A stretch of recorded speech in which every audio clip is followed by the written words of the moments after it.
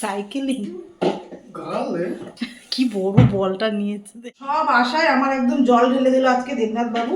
মাথাটা গরম হয়ে যাচ্ছে জানো তো, দেখেই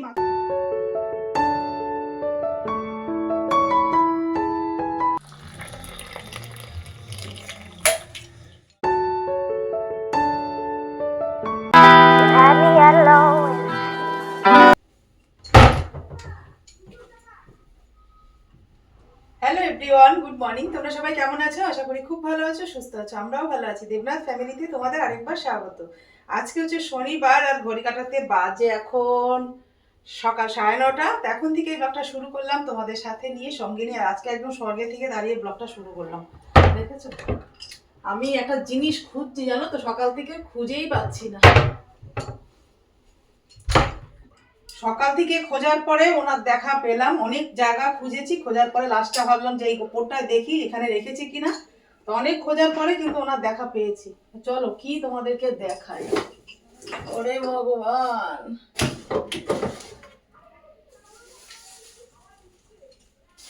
এই যে ক্রিসমাস ট্রি। আগের বছর বাবু আর আমি বড় এতে গেছিলাম, মানে কলেজ স্ট্রিটে গেছিলাম, ওখান থেকে এটা আসার সময় নিয়ে এসেছিলাম। ছোট দেখেই নিয়ে এসেছি, কারণ আমাদের ঘরে স্যাম আছে তো তোমরা জানো, ও একদম দাঁত দিয়ে ছিঁড়ে মিড়ে একদম শেষ করে দেবে। এই যে ক্রিসমাস ট্রিটাই বার করবো বলে সারা সকাল ধরে খুঁজছি জানো তো, অনেক জায়গায়। ওই বাবুর ওয়ার্ড্রপে দেখলাম, তারপরে ভাবলাম দেখি এইখানে আছে নাকি। তো অনেক খোঁজার পরে দেখা পেলাম। তো চলো সানটাকে দেখাই, আরো কিছু কিনতে হবে, ওই জন্য আজকে একটু বার করে নিলাম। এই যে সানটার ওপরে সবকিছু ছিঁড়ে গেছে, সানটা ন্যাড়া হয়ে গেছে একদম, কিনতে হবে না হলে ভালো লাগবে না। স্যান্টার মাথা পুরো হয়ে গেছে, এর একটা কিছু কিনতে হবে ঝোলানোর জন্য, নাহলে টিটা একদম ভালো লাগে। একটু ছোট দেখে নিয়ে এসেছিলাম, কিন্তু একটু বড় আনলে ভালো হতো জানো। আর ছেলে বাড়ি থাকবে না, ওই জন্য আর মন টন ভালো নেই। ছেলে একটু ঘুরতে যাচ্ছে, কোথায় যাচ্ছে তোমাদের সাথে পরে শেয়ার করবো। চলো আগে কাজে লেগে পড়ি, অনেক কাজ আছে আজকে। এটা একটু আটকে দিই।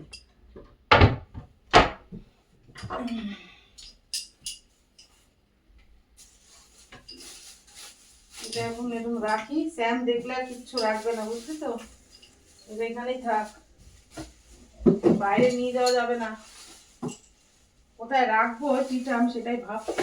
লাইট ফাইট দিলে ভালো লাগবে। কোথায় রাখা যায় বলো তো? এখানে রাখবো বুঝতে পারছি না। কিছুক্ষণের মধ্যে একদম স্যামের হেয়ার দিয়ে ওখানটা পুরো ঝাড় ঝাড় হয়ে যাবে, পুরোনো হাবিলি হয়ে যাবে। স্যামের এতটা হেয়ার ফল হচ্ছে না, ও পুরো ক্রিসমাস ট্রি একদম গ্রিন কালারের না, ওটা পুরো সাদা হয়ে যাবে, হোয়াইট হয়ে যাবে। তো চলো একটু বাজারে যাব, একটা জিনিস আনতে যাবো। শ্যাম বাবুকে খাওয়াতে বসে গেছি, না সারা গায়ে করবে এখন বিস্কিট কলা। এই যে বিস্কুট আর কলা নিয়েছি, ডিম তো খেতে বারণ করেছে, ওকে একটু অ্যালার্জি রয়েছে তো সেই জন্য। আগে কিন্তু রোজ সকালবেলা ডিম সেদ্ধ খেত, কিন্তু এখন আর ডিমটা দিচ্ছি না।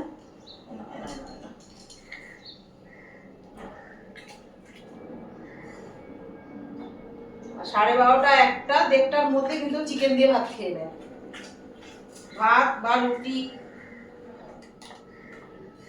রয়্যাল ক্যান এখন মনে আনে না, এখন একটা কি একটা খাবার নিয়ে আসে, ওটা অ্যালার্জির জন্য ডাক্তার লিখে দিয়েছে, সেটাই খায়। বিস্কিটটা খেয়ে নিয়েছে, 6-7টা মতন বিস্কিট দিয়েছি।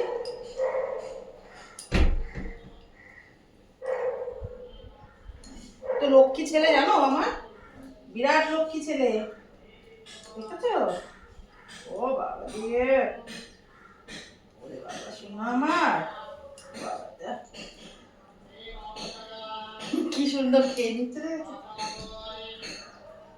খেতে চায় না, অনেক ঘোলাতে হয় তারপরে খায়। যে মার সাথে ওরম করতে নেই স্যাম, ও দাদা থাকলে খাবেই না এইভাবে।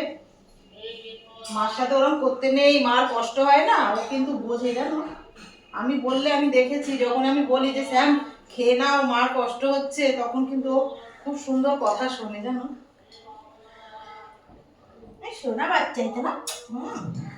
খেয়ে নাও, হয়ে গেছে ব্রেকফাস্ট হয়ে গেছে। তুমি বলে দাও তো সবাইকে যে তোমার ব্রেকফাস্ট করা হয়ে গেল, বলে দাও বন্ধুদের, বলে দাও তোমার ব্রেকফাস্ট হয়ে গেছে। কলা বিস্কিট ডিম সেদ্ধটা দিলে ভালো হতো, কিন্তু ডিম সেদ্ধ তো তোমাদের একটু গুড মর্নিং বলে দাও তো বাবা। চলো ছোট ছোট মুখ মুছি, দাঁড়া মুখটা মুছি।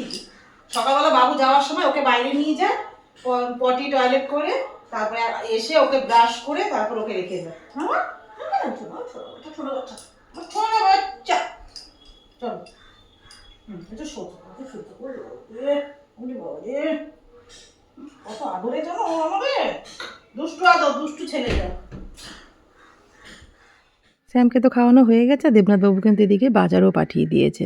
তো চলো কি কি বাজার পাঠিয়েছে আর কি কি নিয়ে এসছে বাজার থেকে সবটাই তোমাদের সাথে শেয়ার করবো। আজকে বাসু দিয়ে গেল, আজকে বাসু দিয়ে গেল বাজারটা বাড়িতে। অন্যদিন কিন্তু নিতাইদাকে দেখেছো তোমরা। আচ্ছা বাসুকে ঢুকছে না কেন, স্যাম আছে তো ওই জন্য বাসু ঢুকতে পারছে না। নিতাইদা আর বাসুদা দুজনে মিলেই কিন্তু আমাদের বাড়িতে বাজারটা দিয়ে যায়। বাঘাযতীনে আসে দোকানের মাল দিতে, সেই সময় আমার বাজারটাও দিয়ে যায় কিন্তু ওরা। বাবু বাজার সমস্ত কিছু পাঠিয়ে দিয়েছে, যেটা আনতে আমি বানানোর জন্য বাজারে যেতাম আনতে সমস্ত কিছু পাঠিয়েছে, তার থেকে বেশি পাঠিয়ে দিয়েছে। সব আশায় আমার একদম জল ঢেলে দিল আজকে দেবনাথ বাবু। মাথাটা গরম হয়ে যাচ্ছে জানো তো, দেখেই মাথা গরম হয়ে যাচ্ছে। নিজে একটা বানাবো বলে একটা আশা করেছি, সেই জিনিস যদি পাঠিয়ে দেয় তাহলে মাথাটা গরম হয় না বলো? আমি তোমাদের কত বড় মুখ করে বললাম যে আমি একটা জিনিস বানাবো, সেই জন্য আমি আনতে যাচ্ছি, হয়ে গেল সব আশায় জল ঢেলে দিল। কি করা যাবে আর।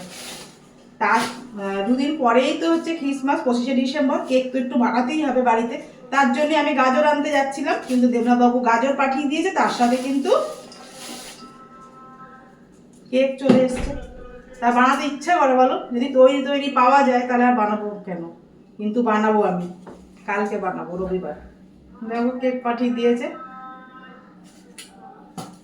বললাম না সব আশায় আমার জল ঢেলে দিল দেবনাথ বাবু পাঠিয়েছে।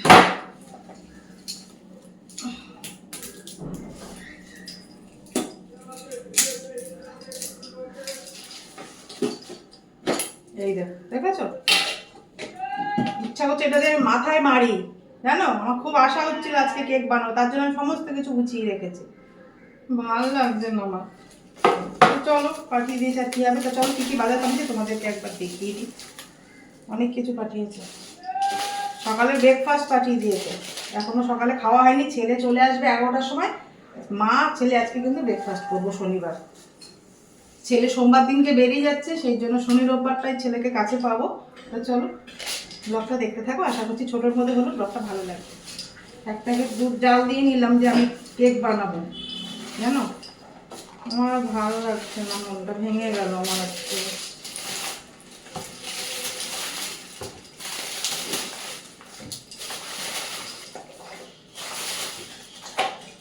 মাছ সব রয়েছে, ওই জন্য মাছ আনিনি।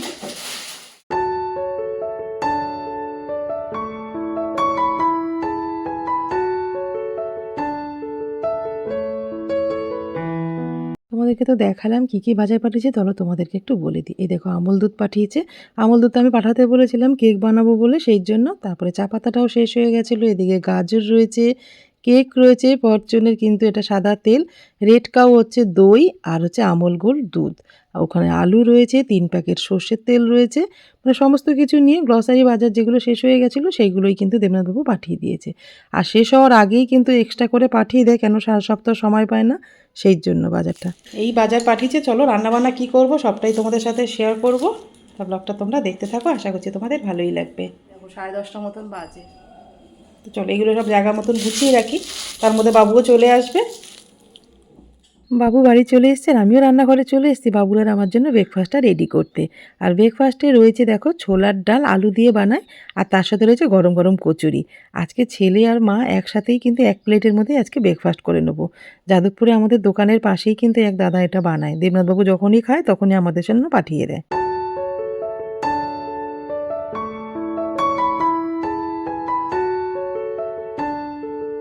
বাবু সকালবেলা ব্রেকফাস্টে না কচুরি টচুরি একদমই খেতে চায় না জানো তো। রোববার করে একদিনই খায়, কিন্তু সারা সপ্তাহ আর খাওয়া হয় না ওর।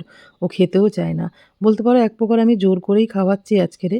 কিন্তু দেবনাথবাবু যে সকালে আছে কচুরি পাঠাবে আমি একদমই জানতাম না। আমি ভাবলাম বাবু বাড়িতে আসলে ও যদি কিছু বলে বানিয়ে দিতে, আমি ঝট করে বানিয়ে দেবো। ডিম টিম রয়েছে তো, যে কোনো একটা কিছু বানিয়ে দিলেই হবে। কিন্তু এই যে ব্রেকফাস্ট পাঠিয়ে দিয়েছে, এবার জিনিসগুলো নষ্ট হবে না খেলে।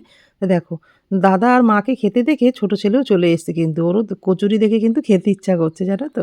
তা দেবো নাকি একটা কচুরি? না ওকে তো ওইসব খাবার দেওয়া যায় না, দিতে ইচ্ছা করে জানো তো। যখন আমরা খাই তো এমন করে না, মনে হয় একটুখানি দিই, কিন্তু যেই খাবার ওর জন্য ক্ষতিকারক সেটাকে দিয়ে তো আমি মা হয়ে দিতে পারি না। সেই জন্য ওই যে বুকে পাথর রেখে আমাকে খেতে হয়। এমনি চিকেন খেতে তো স্যাম খুব ভালোবাসে, বেশিরভাগ দিন চেষ্টা করি ওকে চিকেন দেওয়ার, তার সাথে কিন্তু একটু লাউ দিই, গাজর দিই। একদিন তোমাদের সাথে স্যামের খাবার দাবার আমি সারাদিন কী কী খাওয়াই সবটাই শেয়ার করব। তা দেখো আমার ছেলে চলে এসেছে চা করতে, বলে মা তুমি ব্রেকফাস্ট রেডি করেছো, আমি এবার চাটা বসিয়ে দিই। তা চা পাতাটা শেষ হয়ে গেছিলো, চাটা ঢেলে নিলাম। আর যে কেক পাঠিয়েছি,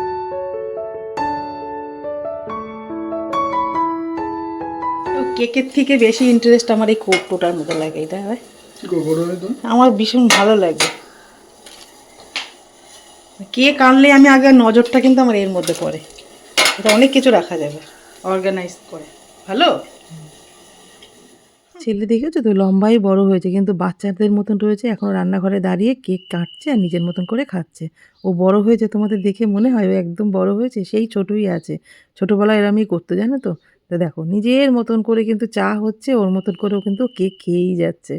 তো দেখো ছেলে আমার কিন্তু চা বানিয়ে দিয়েছে আমাকে। তো চলো মা আর ছেলে মিলে চাটা খেয়ে নিই, তারপরে আজকে রান্নাবান্না যা যা করবো সবটাই তোমাদের সাথে শেয়ার করবো। তা ব্লগটা দেখতে থাকো, আশা করছি তোমাদের ভালোই লাগবে। তা চলো পরে কথা।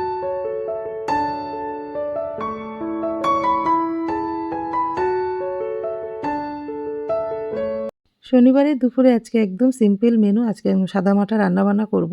তা ভাবলাম সবসময় তো মাছ মাংস তোমাদের সাথে শেয়ার করি, আজকে একটু সাদামাটা রান্নাবান্নায় অল্প কিছু শেয়ার করি। আমার ছেলের খুব পছন্দের খাবার বলতে পারো। ওই বললো মা আজকে আর অন্য কিছু রান্না করো না, আজকে এই রান্নাগুলো করো।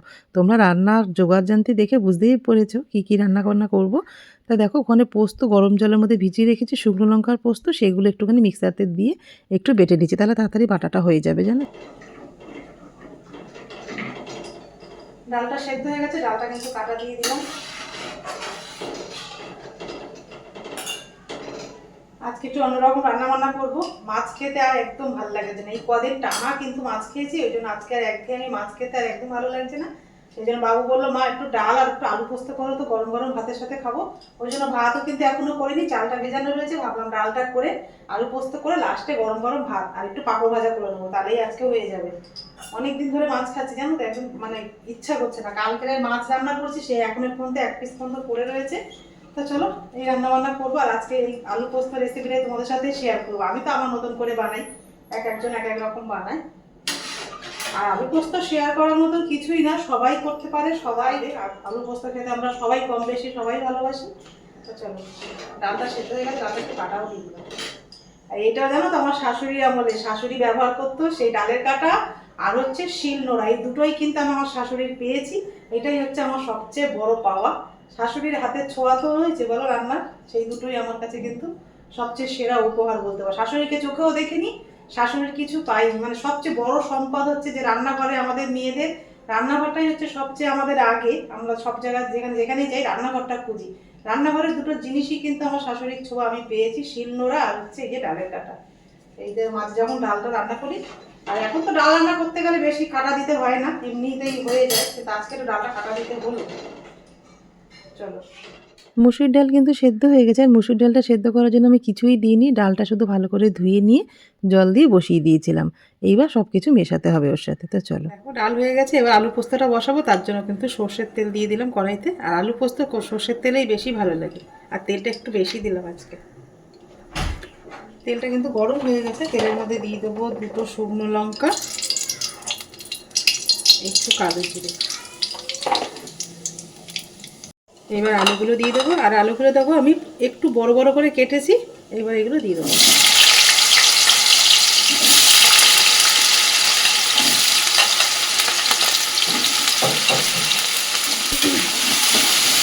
আলুগুলো একটু হালকা করে ভেজে নেবো আমাকে।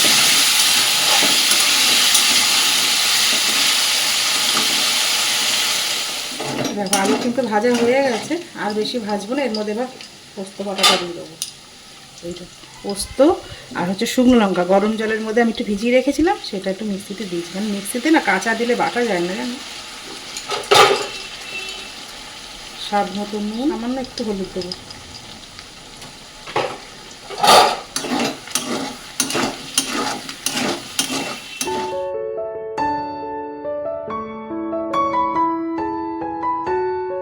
মিক্সারে মশলা বেটেছি, সেই মশলা ধোয়া জলটা শুধু দেবো, আর কিন্তু জল দেবো না আমি পোস্তর মধ্যে। এবার একটু গ্যাস কমিয়ে ঢেকে দেবো, অল্প একটু মিষ্টি দিতে হবে কিন্তু, তাহলে ভালো লাগে। আলু পোস্ততে তো বেশি জল দেওয়ার প্রয়োজন পড়ে না, যখন আমরা আলুটা তেলের মধ্যে ভাজি তখনই কিন্তু আলুটা সেদ্ধ হয়ে যায়। তা দেখো মশলাটা দিয়ে আমি ঢেকে রেখেছিলাম, ঢাকনাটা তুলে দেখলাম চারি সাইড দিয়ে কিন্তু তেল বেরিয়ে গেছে। আর কত সুন্দর হয়েছে দেখো, কালারটাও কিন্তু ভালো এসছে। সাদাও করা যায়, কিন্তু আমরা একটুখানি কালার দিয়ে খেতে ভালোবাসি, মানে একটু হলুদ দিয়ে খেতে ভালোবাসি আলু পোস্তটা সাদার থেকে। তা দেখো আলু পোস্ত কিন্তু আমার একদম রেডি হয়ে গেছে। এর সাথে বিউলির ডাল একটু বেগুন ভাজা হলে কিন্তু একদম জমে যেত, কিন্তু ওই যে বিউলির ডালটা বারণ, তো ওই জন্য বিউলির ডালটা বানালাম না আজকে। আর দেবনাথবাবুর পছন্দের ডাল হচ্ছে ধনেপাতা টমেটো দিয়ে মুসুরির ডাল। ব্যাস, সবার পছন্দ দেখতে গিয়ে নিজের পছন্দটাকে আর দেখা হয় না। তো এই যে দেবনাথবাবু চলে এসছে, দেবনাথবাবু চলে আসলে আর ছোটো ছেলের উৎপাত দেখেছো তো, ও যে বাবাকে এত ভালোবাসে তোমাদের বলে বোঝাতে পারবো না। দেখো বলটা নিয়ে কেমন ওর বাবার সামনে গুড়গুড় গুড়গুড় কি করেই অবস্থা হচ্ছে, বলটা ফেল। সাইকেলিং গালে কি বড় বলটা নিয়েছে দেখ। ও বাবা, বাহ। মাথায় হেঁটে মারিস না, মাথায় বল মারবি না। ও এখন শুয়ে পড়বে, অনেক খাটাখাটি।